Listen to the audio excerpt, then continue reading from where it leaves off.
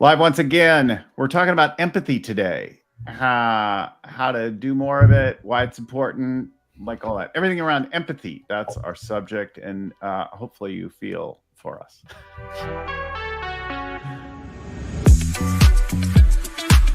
Hi again, everybody. My name is Bill Gallagher, scaling coach and host of the Scaling Out Business podcast. Our show comes to you every week with something to do in the world of growing your company, getting the team right, dialing in your strategy, executing better, optimizing your cash and value of the company, as well as the leadership required from you to get it there. And that is really the subject of our show today, right? Empathy is a leadership skill. It's a great cultural practice or thing to foster within your company. And that's what we're talking about today.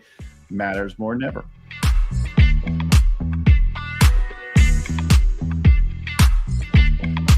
So I'm joined now by Rob Volpe. You can call him Volpe. Just don't say Volpe. I forget who did the joke, but it's really like, just call me. I don't care what you call me, just call me. So happy to be on the show. He's in San Francisco, where I normally live, but I'm up in Seattle right now, where I am all this summer. And so we're talking today about his book. He's got a book out. Tell me more about that.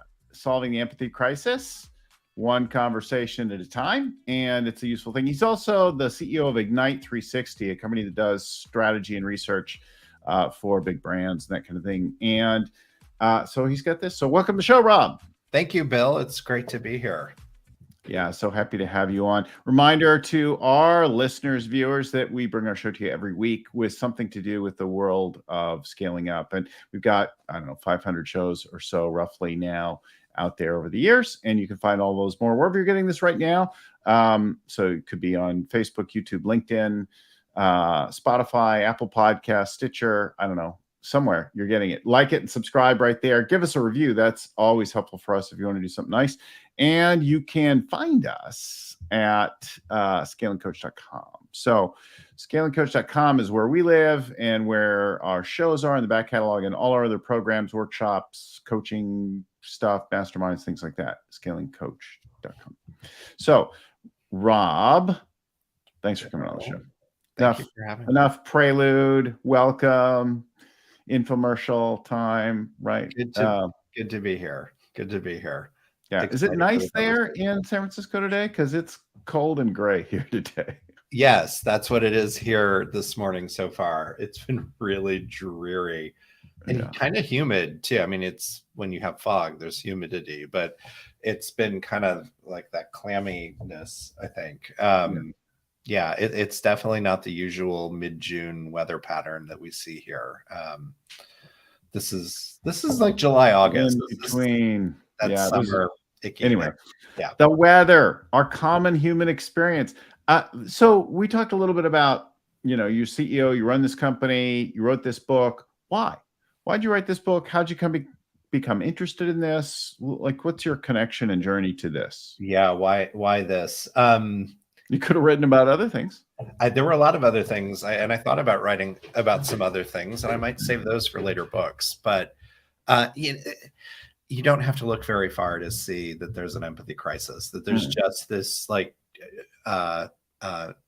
diminished ability that we have to connect, to understand, to communicate with other people. And so, we see that at my Ignite 360, my company does a lot of qualitative research as well as quantitative.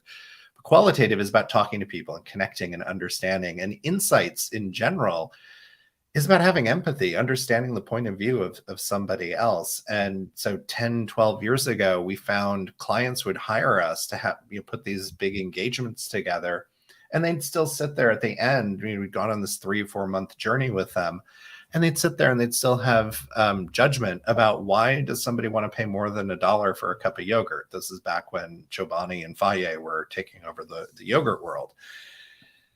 And it was like, seriously, we just, in the words of the consumer, told you why this is happening, but they weren't able to get there. And so I'm really focused on the practical, like the how to, like, okay, here, great. You've got knowledge, you see the problem. What are you going to do about it? And how do you actually make it better or different? And so that's where we set out to understand what was getting in people's way and how do you overcome that. Started coaching and training that, and then that led to writing the book. And that happened because I was guest lecturing at a marketing class here in San Francisco and talking about the industry and doing that usual thing. But also I take the time to talk about empathy, because I know when you're a student and you're in that young adulthood age, like that's when you really need to be building up your empathy muscle and practicing those skills. So I was talking about the issues and challenges that we have. And the students were just totally engrossed in hearing my every single word. So a light went off in my head, a voice inside my head said, this is what you need to write about and tell these stories. And so that's what I did. I can see the connection, the relationship there. It is interesting, right? It's really hard to get in the minds of other people for all of us all of the time. And some seem way more interested than others. I'm one of those people that if I don't stop myself, I'm going to fill all the silence and do all the talking. And I'm by nature self-absorbed and fascinated with my own thoughts. Exactly. And it's common. We all want to do that. We're uncomfortable with silence. We want to fill that space up. But you actually, to really understand and connect with other people, it is about sitting back and listening and asking more questions, is behind me in the artwork, and making that space to listen to what the other person is saying and paying attention to maybe what's not being said and picking up on that and asking questions based on that. And hopefully not letting your curiosity be diminished. Like, you've got to keep an open mind. And ultimately, one of the things I like to talk about is taking a curious breath. So as you're having an interaction with somebody, they say in the neuroscience world, the space between stimulus and response, there's actually a little gap. And it's in that gap that we just need to take that curious breath. And literally you can do it as a nice big inhale and exhale, but it gives you that opportunity to change your perspective, change how you're going to approach things, come at something from a perspective of curiosity and listening. And that's what's going to help you get to empathy. So in one of the things that we use and do is Gallup Strengths tools, Clifton Strengths from the Gallup organization. And they have empathy in there. And I rate like super low on empathy, right? in that ranking, right? Some of my not strength is around that. But then, so I'm asking my buddy Dean, my old mentor at Gallup, and he's like, well, it's like, Bill, that's like the ability to read it. And I noticed that some people, they just sense the whole room. It comes to them. I actually have to think about it. I have to pause. I have to ask questions. I have to be very intentional. And then I have deep, powerful empathy, but it's not a natural, automatic kind of thing for me. Yeah. And thank you for sharing that. I don't know how, people always are going to go, yeah, I did not score well on that empathy test. But I'm glad you recognize it. But I like also how he talked about the levels of empathy. There are people that are naturally more keyed in there. If you think about it as a muscle, they're like the empathy Olympians, where they can sense the room, they can figure out what's going on, and they almost don't need to think about it. There's just a lot happening subconsciously and how they're naturally responding. And other people, other people have to work harder at it or build up the muscle. It doesn't mean they can't do it, but they might have to more actively, consciously make that effort. The thing that's interesting, though, is it also is situational. It depends on the room that you're in and who's in that room. There's probably groups where you can walk in and come closer to reading the room than you do in other situations. And it kind of can depend.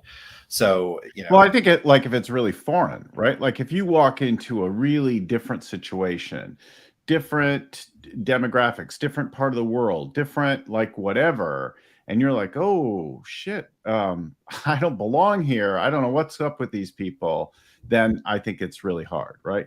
Absolutely. And that's the thing. We're all coming at all of this with our own insecurities. And can you I hear my hear your cat? cat sounding off. Yeah. Yeah, there's two of them. They're thinking, oh, this is a good time to play. And so here we go. Um, this will be interesting. Please have empathy with me. So yes, Barnabas, that's Barnabas making noise.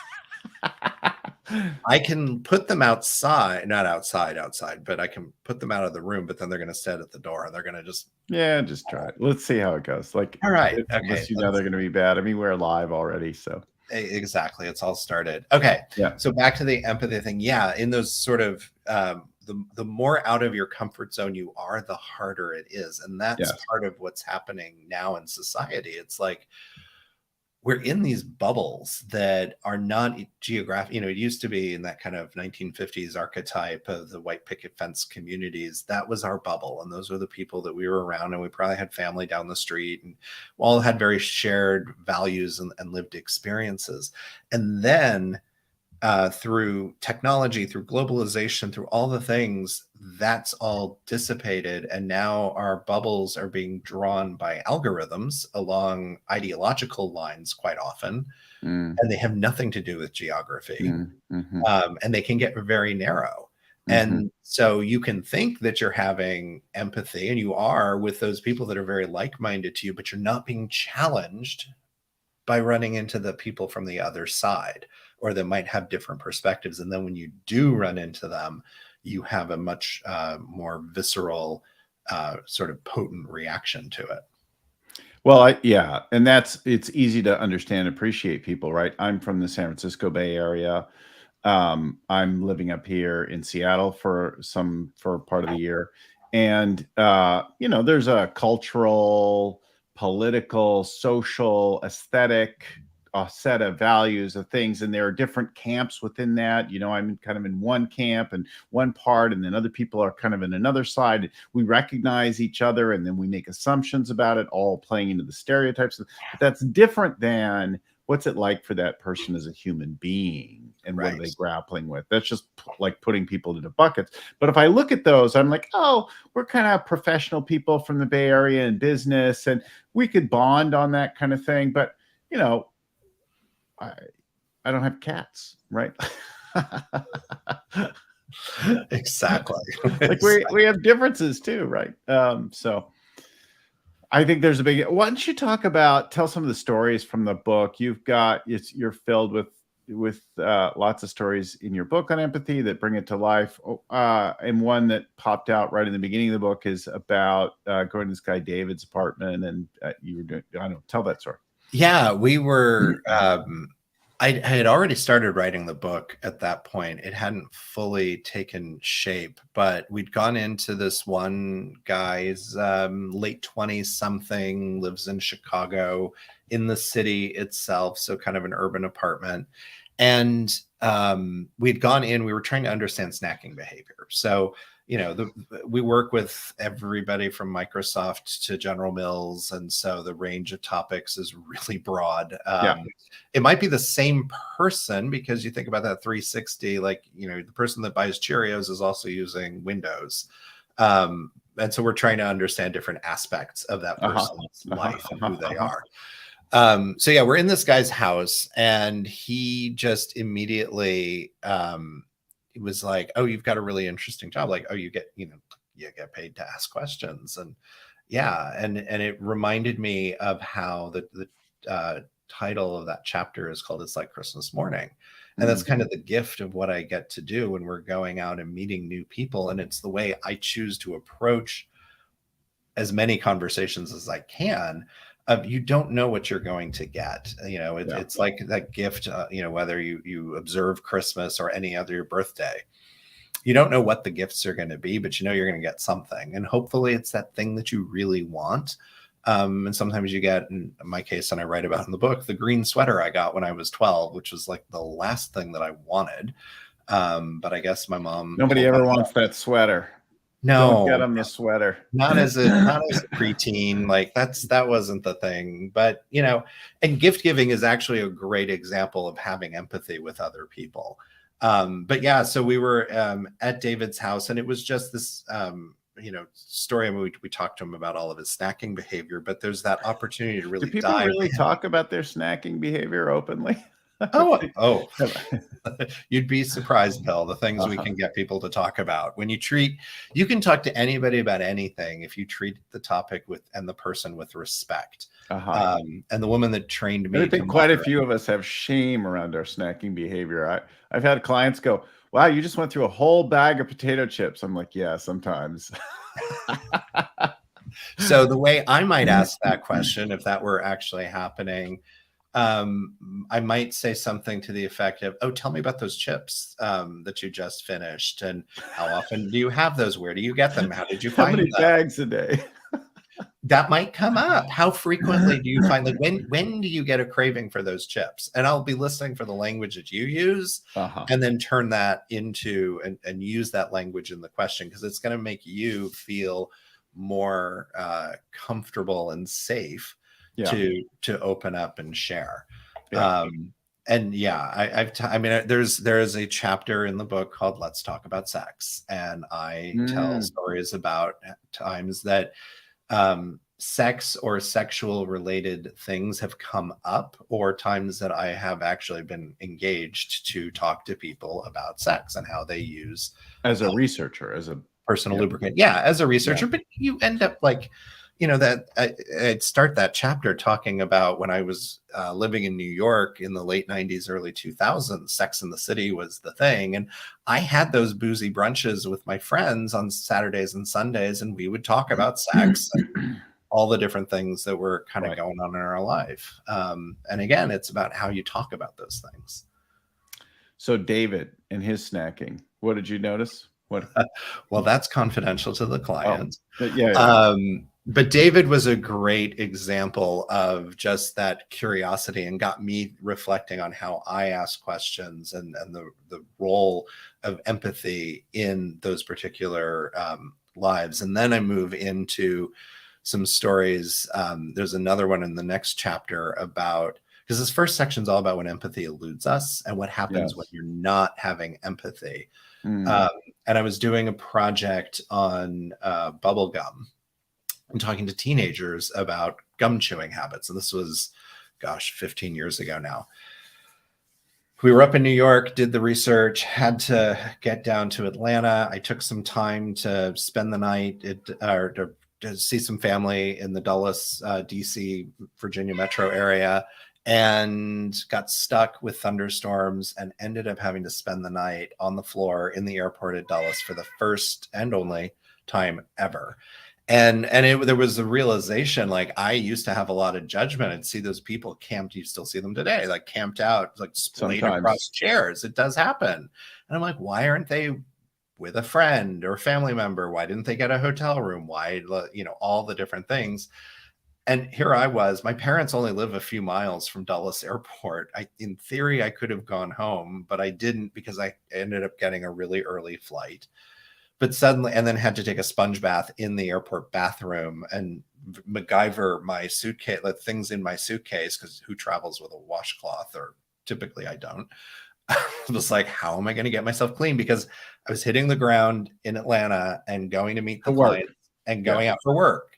I was going to work, and it was a packed full day. And I had gotten maybe 3 hours of sleep. I was just beyond exhausted, but I figured out how to do that and get presentable. Then I got there, and we did 3 interviews that day. The last interview is the one that was memorable to me, because the house that we were in for this teenager, first the mom wouldn't let us into the house. So we had to do the interview. This is Atlanta. It's late June.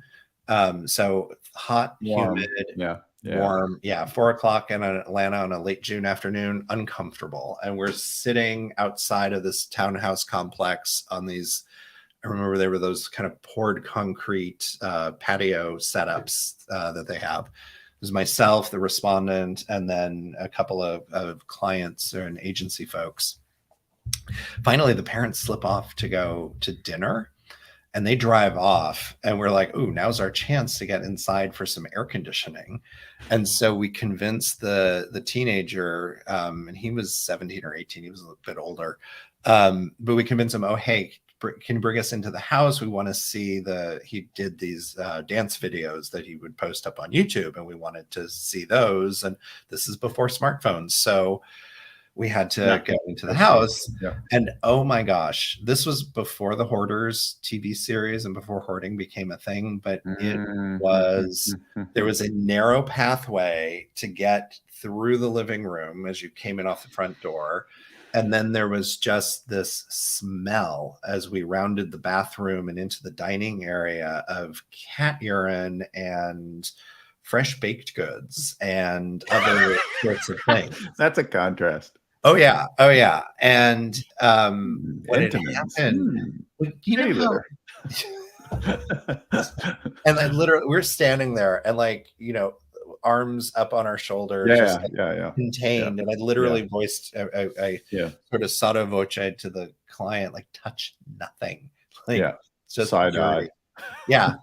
The mom had baked a cake, a Betty Crocker Moist Deluxe, whatever, sheet cake, that was sitting on top of the oven cooling. And then I saw a cockroach crawl across it. And it was like, oh, this is that real estate trick of like bake fresh cookies before your open house so that it has a warm, appealing aroma and people want to be there. And there was that. And then there was like the smell of urine and things elsewhere. And it was a very uncomfortable thing. And this is an example, like the judgment around this. We were so uncomfortable that we weren't listening to anything that he was saying. And once the interview ended, and we're there, those interviews are like 2 hours roughly. So by the time that was done, we leave. You're just like, what did we just see? Like, you're having to process the sort of quote unquote trauma, the pseudo trauma that you'd just been through, the shock of it and the judgment, to try to get to like, what did he tell us about bubblegum? I'm not really sure anymore, but I do still remember very vividly that house and all the vintage Coca-Cola memorabilia, because we were in Atlanta. Tons of vintage Coke memorabilia on the walls, and there's always a bit of gold in hell. For sure. Yeah. So, the point of it all, though, is that when you're not using empathy in your life, whether it's at work, trying to grow your business, or with your neighbors or your family members, you're not communicating well with other people. You're not connecting, you're not hearing them, you're not understanding them. Therefore, you cannot reach decisions with them, problem solve, communicate, do the basic skills that we need to be successful. As you're telling that, I'm reminded, I once got booked to give a workshop to a professional group, and I didn't set it up. Somebody else set it up for me, and they said, "Oh, Billy, you'd be perfect. You're a entrepreneurial guy, CEO, business guy. You could go do this workshop for these group of professional group." And then I found out it was plumbers, and I'm like, how am I like plumbers really got by? People like that hate me. Like, I'm not good with people like that. And I think we all have, like, there's certain kinds of people I'm okay with and certain kinds of people I'm not okay with. And like, that's how I am. And so I was anxious about it a couple of days before, and I talked to my coach. I'm like, I have this thing coming up, and I don't know how it's going to go. I'm really worried. Maybe we should find somebody else to go do this thing instead of me, somebody who can relate to the plumbers more. And she's like, "What makes you think you can't relate to the plumbers? And what kinds of people do you think you can relate to and can't relate to?" So she brought curiosity, right? She's like, "How is this for you?" And I kind of laid out the kinds of people that I thought I was okay with and the kinds of people I thought I wasn't okay with. And there were definitely some camps, and I don't remember all what they were, but plumbers were definitely in the can't relate to group. And I'm like, blue collar guys, they don't like me, and they're not going to connect me, and I don't live their world. Like, and she's like, Really? Like, what are the things that you've dealt with? Do you have a wife? Do you have children? Do you have parents? Do you have money concerns? Do you have family problems? Do you have? I'm like, yeah, all that. She's like, yeah. What do you think they have? Yeah. And so you don't clear pipes and get water running or stopped running or like for a living, and you somehow think that you're not like them. That's ridiculous. Like they're people just like you who have the same kinds of issues. They just do different work than you do. Yeah. And I was like, huh. So first of all, she was curious about what I was going through, which gave me an ability to look at myself. And then she invited me to be curious about them and what kind of lives they were. So then I set aside some of that judgment and precondition, and I walked into a room full of plumbers. And I still tell the story. I have a slide for it. I've done many graphics for the room full of plumbers because I think it's definitely a lesson moment for me because I gave a great workshop. People loved me. They was fantastic. They did great work. I loved them. And they were all plumbers. And imagine that. And they were plumbers who had issues with their business partners and spouses and kids and families and lives and everything else like everybody else does. And so I just focused on that and that thing. Like, how is it for you? What are you dealing with? And what's important to you right now? And I love that. That's such an awesome story because thank you to your coach for getting you beyond the trappings of success in your life and looking at the humanity of the plumbers in that case. That, yeah, I mean, they're businessmen. They have, cash flow issues. They may have scalable growth issues. Like they've got all the business challenges that somebody does running a different type of business. It just happens to be a in a typically blue collar sort of job, and they have personal relationships. They've got a spouse, maybe they have kids, etc. And it's finding that commonality and that sort of lowest common denominator gets a bad word, but what is that thing that we have in common that you can start to relate to and to connect to? In the chapter about David in that earliest story, when some of where that experience with him took me was reflecting on my own life and where empathy was showing up. And I grew up, my family moved into a very small town in Indiana.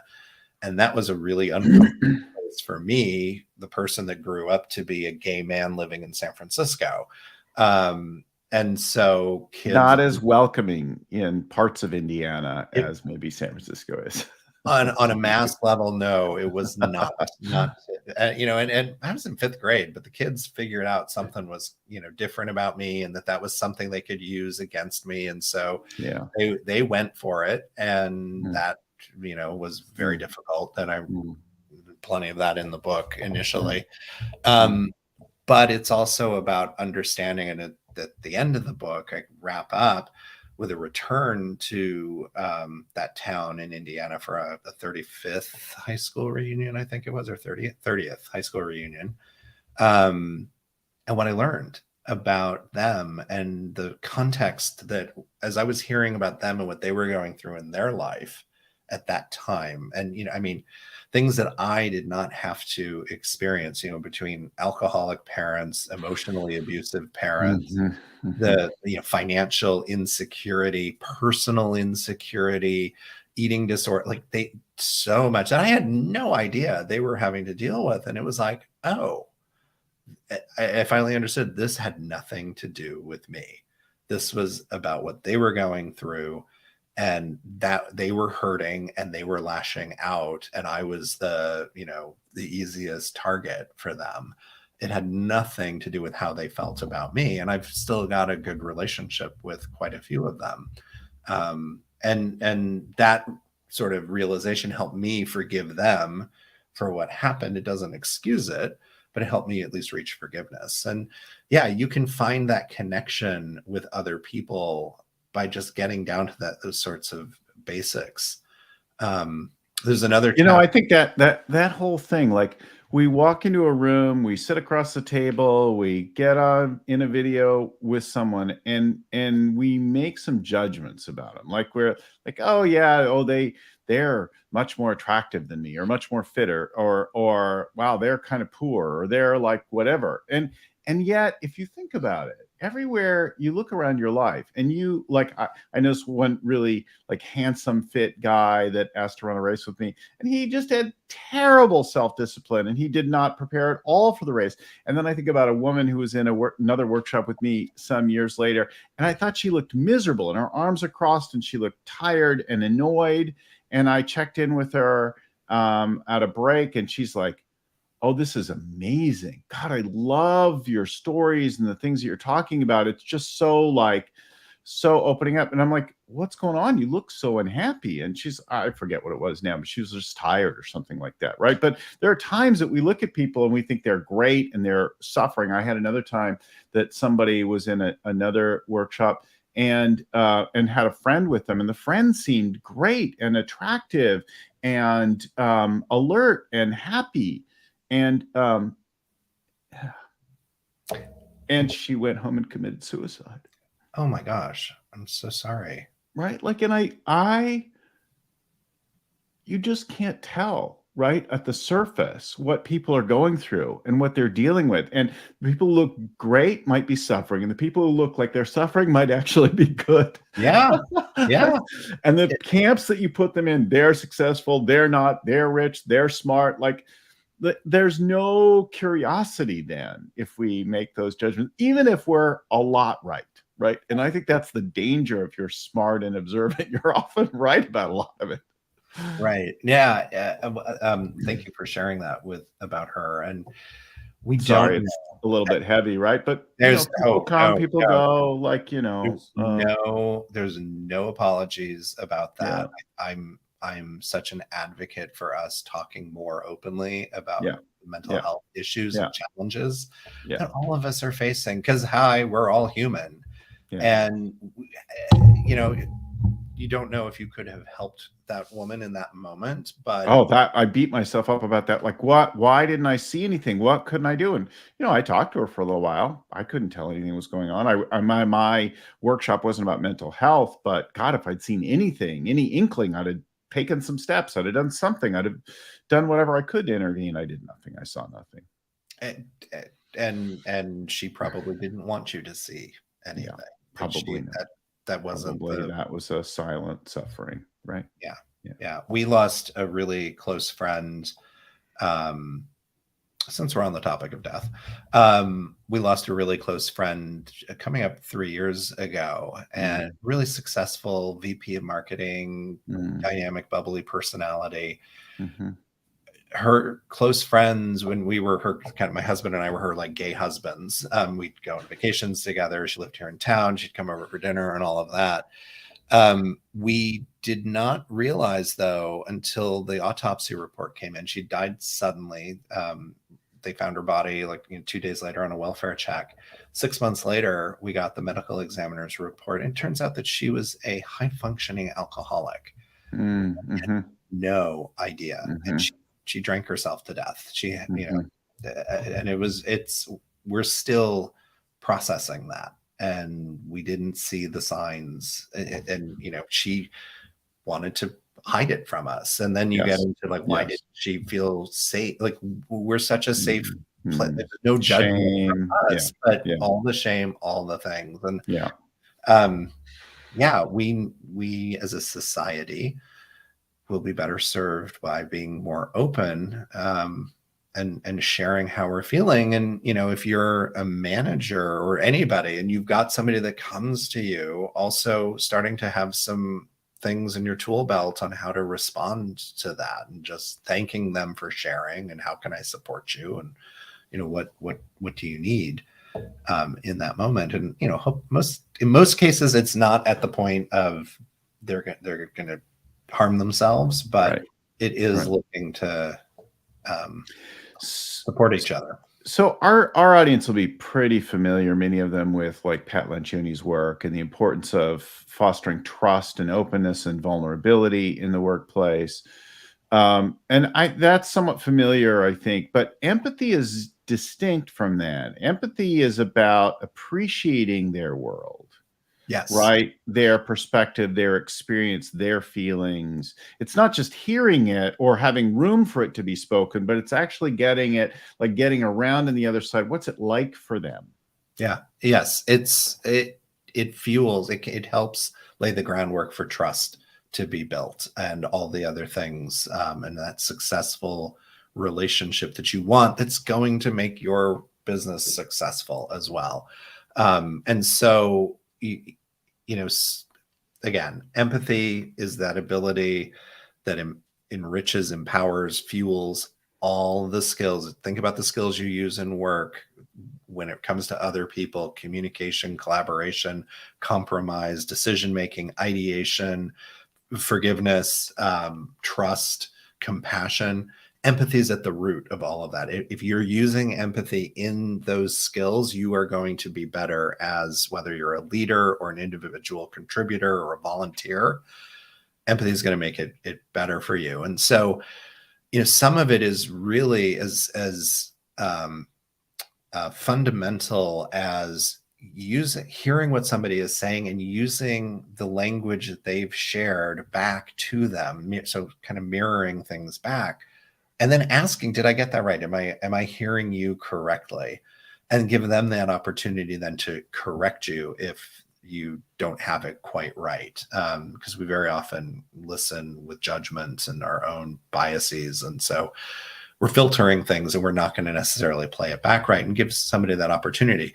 If you've got, I see so many times with organizations now where, especially with the return to office is kind of the classic situation, where the leaders aren't being truly empathetic in their communication. Like, people have uprooted their lives. They've changed things around.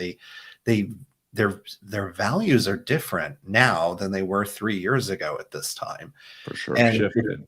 yeah. And as a leader, if you're not recognizing that and expressing that recognition and understanding in your communication, they're not going to feel safe, secure, connected, trust. They're not going to be as likely to hear that message, respond positively to it. So yeah, empathy it's a fundamental skill that underlies everything. And yet there's so many people that are afraid of it because they don't understand it and don't understand what to do. And you've taken the time to think about how you're showing up and being empathetic. Yeah, but I'm smart enough and successful enough that I often think that I know what's going on and what's up, and I'm a lot right, except even when I am 100% right, there's no relationship. And sometimes the 5% that I'm wrong about or missing is all the difference. I took a workshop some years ago or like an exercise within a workshop on deeper listening skills. And, and they probed us to get what was being said, which is hard enough as it is, because we're not really listening 100% to the other person. We're listening as much to the thoughts in our own head at the same time. And then kind of to try to read their emotional experience and be able to repeat it back. And then to speculate what's behind that, what's going on, in particular with regard to complaints and upsets. When people are really upset about something, and we teach this since then, but underlying those things is always something they care about, something virtuous or a value, like a personal value. So I hear this and I think that's really great. And I get the exercise really well, and I'm a good student.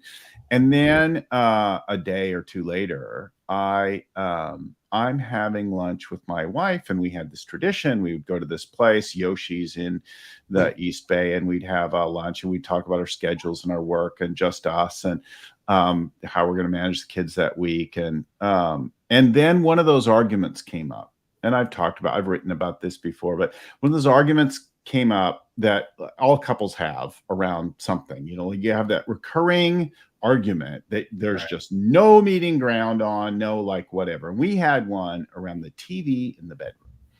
And so it comes up. I don't know why, like at lunch at Yoshi's, but the TV comes up, and suddenly like we're in our positions, and it starts to get ugly fast, right? Like tension, you could feel it, like we're going to get divorced, right? Or the TV in the bedroom. It's funny now in hindsight, more than a decade later, but this is like 18 years ago or something. But she liked the TV in the bedroom, wanted to fall asleep to the TV. And I'm like, I can't fall asleep, and it's horrible and bad for everything for the TV to be in the bedroom. So that was the argument, right? And I'm right, she's right. And so it starts up again, but I just done this exercise and did the workshop. And so I asked myself, what's it like to be her? Ooh, as she's talking? great. And I just suddenly was like, and every time I think about it, I'm overcome with emotion again. I'm like, to be her, to be married to me, was to have to fight for what you want for the rest of your life. And it's so heartbreaking, even now, years later, because I love her and I don't want that to be her life, to have to fight to get what she wants in life. Like, every time I remember it, it's right there. I feel it again. And when I saw it, I was just like this, like I got emotional in the moment. I get emotional easily. Yeah. So I said, and she's like, what just happened? Cause I wasn't saying anything. I was just overcome. And, I said, I just realized that to be married to me is to have to fight for what you want. And I'm sorry. How did she hear that? She cried because it was what it was like. Even if she hadn't put it into words, she wasn't actively thinking that. She was feeling it, experiencing it, living it, but she hadn't said it. I said what she was feeling. Now we both were like moved and rocked. And in the next like 5 minutes, we worked out our TV stuff. And we've had a TV in the bedroom, like every room has a TV in our world. We're boomers. But we just don't watch it all the time. We worked out some accommodation and the vibe and how we were going to handle it. And it never was a problem again after that. And she doesn't even really remember that. She's like, I tell that story. She's like, I could tell it must have really happened, but I don't even like it just disappeared for us. And I'm not a therapist, although I've had a similar situation in couples therapy with my husband. It was about changing the cat litter versus the TV, but it is that there's this dance that couples, EFT, emotionally focused therapy, talks about, like there's this dance that couples go into, and it's this repeated pattern. They'll say something, you say something back, and it's the same kind of it's a dance, it's a waltz, it's the same steps over and over again, and you're spinning around until one of the partners, and hopefully both, can change the dance and step out of it and look at it differently, which is exactly what you did, because it wasn't about the TV in the bedroom. She was hoping for you to hear her and what she, which is exactly what you did. And it's so, the love you have for your wife was so evident in that moment. And thank you for sharing that with me and live and everything. I think this is beautiful. But yeah, it's about those other things. And once you recognize what it's really about, then you can start to address the real issue. And then it's like, okay, fine, we're going to have TVs in every single room. And and it doesn't, like, we still argue all the time. And there's still moments where we think we're not going to make it. And we'll be married 29 years this year. And it looks like we'll make it to 30. But I don't take any of it for granted. Nor should you. Life is hard, right? Life is hard. It takes work. It takes a little work, but it's also really worth it, because I can look at her. She can look at me in an instant now with 29, 30 years together, and like about half our lives with each other now. And I know not necessarily what's going on, but I know something's good or something's bad. She doesn't have to say, I love you. Sometimes she just says it with her eyes. And I'm like, oh yeah, she loves me right now. And sometimes I can look at her and she's like, oh, you're loving me, aren't you? And that, and then other times I'm like, wow, you're really mad today, aren't you? And what's going on? Like, how can I help? And so I think there's something powerful there, but it does happen from getting into it. The book is Tell Me More About That, and the website. So Tell Me More About That's the book. 5stepstoempathy.com is the website. And there's some steps you could take and things that would make a real difference there. I think it's been a great conversation. Also, our show and back catalog, everything at scalingcoach.com, all of our programs, workshops, all that kind of stuff around growing your business and the leadership required to get it there. And then, of course, empathy, 5stepstoempathy.com. Tell me more about that. It's been really great conversation. I'm really grateful to have you on and to talk about all of this today. Super helpful. Thank you, Bill. It's really awesome. Yeah. So, and some shout outs and thank yous to the people in our world, to my mentor and friend, Vern Harnish, who created the Scaling Up book and the Rockefeller Habits that came before it, and who I have the privilege to lead a lot of workshops with. And then to Wanda Mitchell, who gets our show ready, produced each week before and after. She's not here behind the scenes today because she's got some internet outages where she is right now. But normally our folks at Potfly Production, who produce our show, finish things, clean things up, get our show notes and everything distributed each week. So thanks to everyone. Thanks to all of you for watching, for listening. If we can help you, reach out to us, drop us an email or whatever, and we'll talk to you again next time. In the meantime, keep scaling up. Thanks. Bye-bye. Talk to you next week.